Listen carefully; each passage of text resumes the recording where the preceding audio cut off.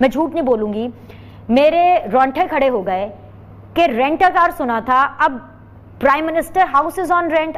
دنیا میں کبھی بھی کہیں بھی آپ نے سنا ہے وزیر اعظم ہاؤس کو کرائے پر چڑھانے کی منصوبہ بندی کر رہے ہیں؟ جی ہاں، بالکل ٹھیک سنا آپ نے کہ زمین بیچ ڈالی، زمن بیچ ڈالا، لہو بیچ ڈالا، بدن بیچ ڈالا، شجر بیچ ڈالا، چمن بیچ ڈالا، کیے تھے وعدے زمین و مکان کے، میری جائے مدفن کفن بیچ ڈالا، میں روٹی اور کپڑے میں الجھا رہا، ایک نیازی نے میرا وطن بیچ ڈالا.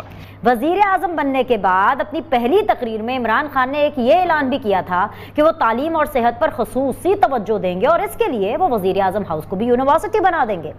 3 سال کا عرصہ گزر جانے کے باوجود وزیر اعظم ہاؤس میں بننے والی یونیورسٹی تاحال فائلوں تک ہی محدود ہے.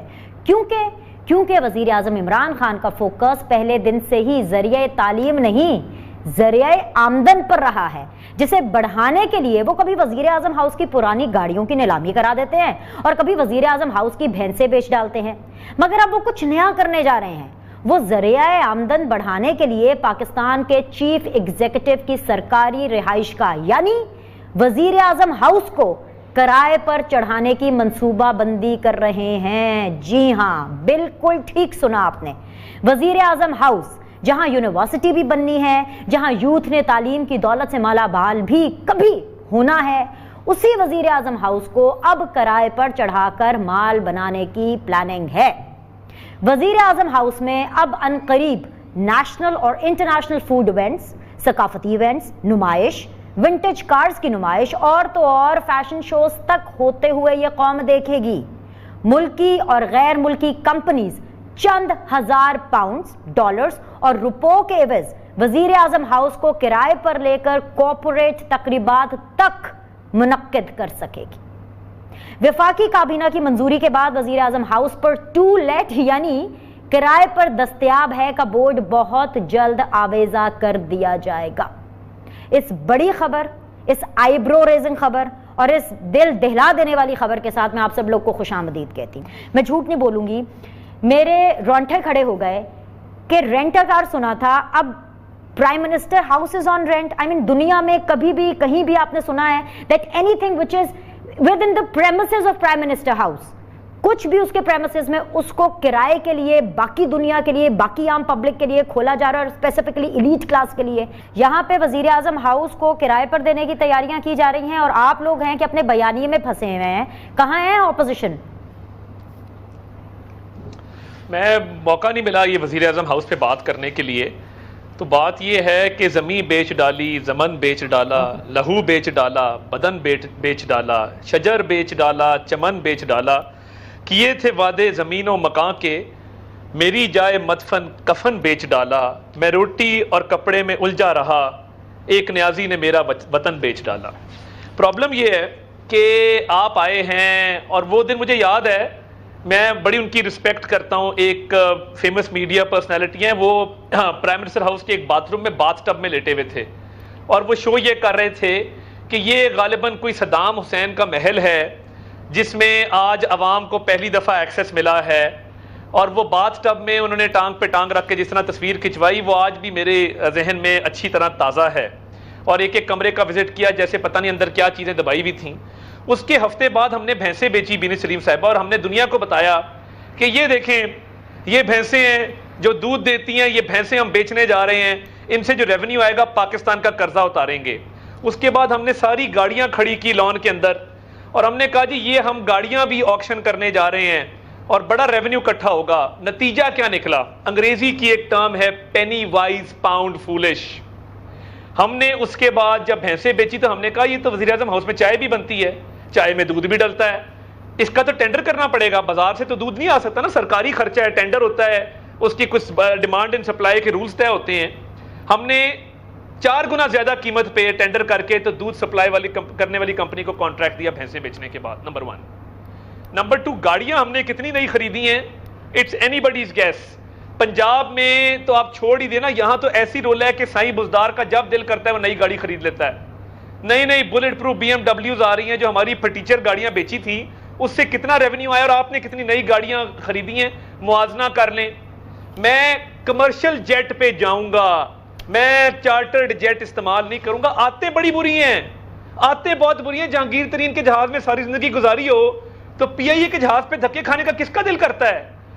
Air force one, Pakistan air force کے جہاز پہ موصوف نے چھینک بھی مارنی ہو تو وہ پاکستان ایئر فورس ون پہ جاتے ہیں. الیکشن کیمپین چلانی ہو تو سرکاری ہیلی کاپٹر پہ لینڈ کرتے ہیں مظفر آباد میں. تو یہ دیکھیں نا, قوم کو اتنا بیوقوف نہ بنائیں. ہم بہت بیوقوف ہوں گے, اتنا نہ بنائیں جتنا آپ ہمیں سمجھتے ہیں. اس سے کچھ تھوڑا سا زیادہ ہمیں کریڈٹ دے دیں کہ آپ لوگوں نے تباہی کے دہانے پہ ملک کو لا کے کھڑا کر دیا ہے اپنی ناقص پالیسیوں کی وجہ سے. اور پرائم منسٹر ہاؤس کی اصلیت سن لیں, وہ کوئی شہانہ محل نہیں ہے بینی صاحبہ. آپ بھی وہاں گئی ہیں, چھتیں وہاں کی لیک کرتی ہیں, بڑا ہال وہاں پہ ہے کوئی نہیں, ناقص فرنیچر ہے وہاں. کوئی بھی بڑی کارپوریٹ کمپنی, میری اگر کارپوریٹ کمپنی ہو تو میں سرینا چلا جاؤں گا, میں کہیں اور چلا جاؤں گا, میں کبھی بھی پرائم منسٹر ہاؤس میں ایونٹ نہیں کروں گا. میں کیوں کروں؟ وہ وہاں کے اتنے حالات خراب ہیں. یہ ایک کام ہو سکتا ہے, اگر شیشے کی دیواریں بن جائیں تو لوگ بڑے اچھے پیسے دیں گے مراد سعید اینڈ کمپنی کو دیکھنے کے لیے, انٹرٹینمنٹ پرپس کے لیے. آپ ٹکٹ لگائیں مراد سعید پہ, گنڈا پور وغیرہ پہ, میں آپ کو یہ زیادہ ریونیو جنریٹ ہوگا. لوگ بڑے بڑے دور سے آئیں گے پیسے لے کے کہ جی یہ ایک کلاس انٹرٹینمنٹ ہمیں اور کہاں ملے گی. یہ کام ہو سکتا ہے. اس کے علاوہ مجھے اس کی منطق سمجھ نہیں آتی. I am sorry. چلیے اب آپ سے ریلیٹڈ سوال پوچھ لوں. یعنی مجھے پتا چل گیا آپ بھی صرف پروگرام میں بیٹھ کے پرائم منسٹر ہاؤس کو کرائے پر بھیجنے کے لیے تنقید کریں گے, پارلیمان میں یا ویسے کوئی ایفرٹ نہیں کریں گے عطا. لیکن میں آپ سے ریلیٹڈ سوال پوچھ لیتی ہوں. ایک بات ہو گئی, چاہے شہباز شریف صاحب کا انٹرویو ہو, چاہے نواز شریف صاحب کی ٹویٹ ہو, چاہے شاہد خاقان عباسی کا انٹرویو ہو, چاہے خواجہ آصف کا انٹرویو ہو, ان چاروں کی بات سے ایک بات واضح ہو گئی کہ پی ایم ایل این میں بیانیے کی جنگ تو ہے. اب وہ آپ کا طریقہ ہے یا آپ کی عقل مندی ہے کہ آپ بڑے طریقے سے, بڑے پیار سے, بڑے سٹائل اور سویگ کے ساتھ اس کو ایسے بیچتے ہیں کہ بھائی اٹس اے پازیٹیو تھنگ کیونکہ ہماری پارٹی کے اندر اختلاف ہے. لیکن سر آپ کا ووٹر سپورٹر کنفیوز ہے, آپ کی حکمت عملی ٹھیک نہیں ہے, لیکن بدنام آپ نے اداروں کو اور شخصی لوگوں کو کر دیا. کیونکہ شہباز شریف صاحب نے کہا کہ اگر حکمت عملی ٹھیک ہوتی تو آج نواز شریف چوتھی دفعہ وزیر اعظم ہوتا, لیکن آپ نے بدنام کسی اور کو کر دیا. تو سر آپ اس اختلاف کو ختم کریں گے کہ آپ بھی وہ جو تھوڑی سی بے وقوف, ویسے بہت عقل مند ہے عوام, لیکن جو تھوڑی بہت کنفیوژن میں عوام ہے اس کو مزید کنفیوز کریں گے کہ ان کے لیے کلیئرٹی پیدا کریں گے؟